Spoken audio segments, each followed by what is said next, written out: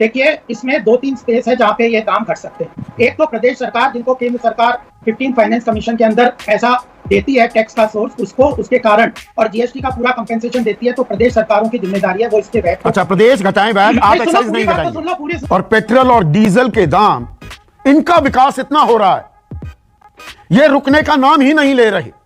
आज भी पेट्रोल और डीजल के दाम बढ़ाए गए। पेट्रोल 26 पैसे और डीजल 7 पैसे प्रति लीटर महंगा हुआ। अब आप कहेंगे 25 पैसे, 26 पैसे, 7 पैसे के चक्कर में आप पड़े हुए हैं संदीप चौधरी।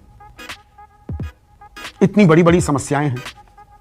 दरअसल इसको भी थोड़ा कॉन्टेक्स्ट में डालने की जरूरत है। 4 मई से 2 मई को 5 राज्यों के विधानसभा चुनाव मुकम्मल हो गए थे, नतीजे आ गए थे। चुनाव प्रचार के दौरान 64 दिन पेट्रोल और डीजल की कीमत में 1 नए पैसे का इजाफा नहीं हुआ था। तब बाजार भी सो गया था। सरकार तर्क देती है ना, बाजार के हवाले हम क्या करें। पर 4 मई से आज 24 जून हो गई है। 50 दिन में पेट्रोल के दाम 7 रुपए 37 पैसे और डीजल के दाम 7 रुपए 57 पैसे बढ़ चुके हैं। 29 बार बढ़ोतरी हुई है। वो जो मैं कहता हूं ना, हम बकरा बने हुए हैं और धीरे धीरे हलाल किया जा रहा है। पेट्रोल डीजल का विकास, आम आदमी का सत्यानाश। तो आप जो कहते थे बहुत हुई पेट्रोल डीजल की मार, अब की बार मोदी सरकार, ये जुमला था? नहीं, बिल्कुल नहीं था जुमला। उस वक्त डायरेक्ट टैक्स कितना था आप देख लीजिए, 40% तक के यूपीए सरकार के अंदर डायरेक्ट टैक्स थे। मैंने आपको जीएसटी का बताया ना, 28%। उस वक्त पेट्रोल पर एक्साइज ड्यूटी 9 रुपए के करीब थी और डीजल पर 3 रुपए थी। आज 32 रुपए 90 पैसे और 31 रुपए 80 पैसे। अरे आपके बड़े बहुत सारे समर्थक कहते थे मोदी जी आएंगे 35 रुपए प्रति लीटर पेट्रोल कराएंगे। फूड कॉर्पोरेशन वो 3 गुना ही हुआ, उसकी कीमत 105 रुपए हो गई।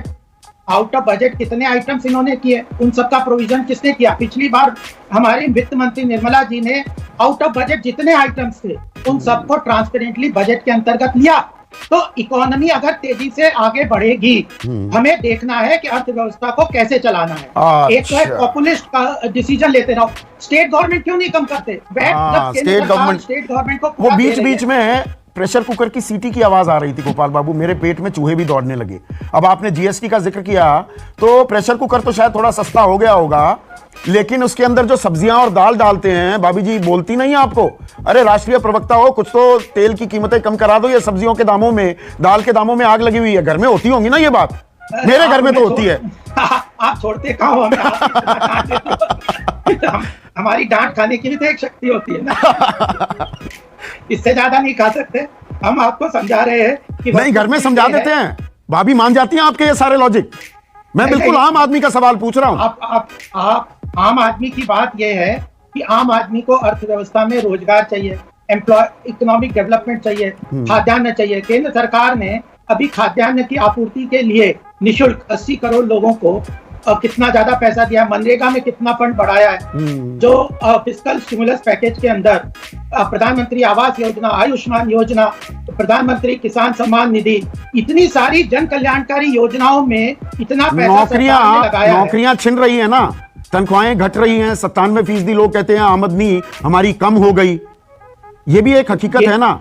और $75 पर बैरल से ऊपर कच्चे तेल की कीमतें चली गई। आप मुझसे बेहतर अर्थव्यवस्था समझते हैं गोपाल बाबू। अब ये तो रुकने वाले नहीं, ये कच्चे तेल की कीमतें $100 तक भी जाएंगी तो हम तैयार हो जाएं ना।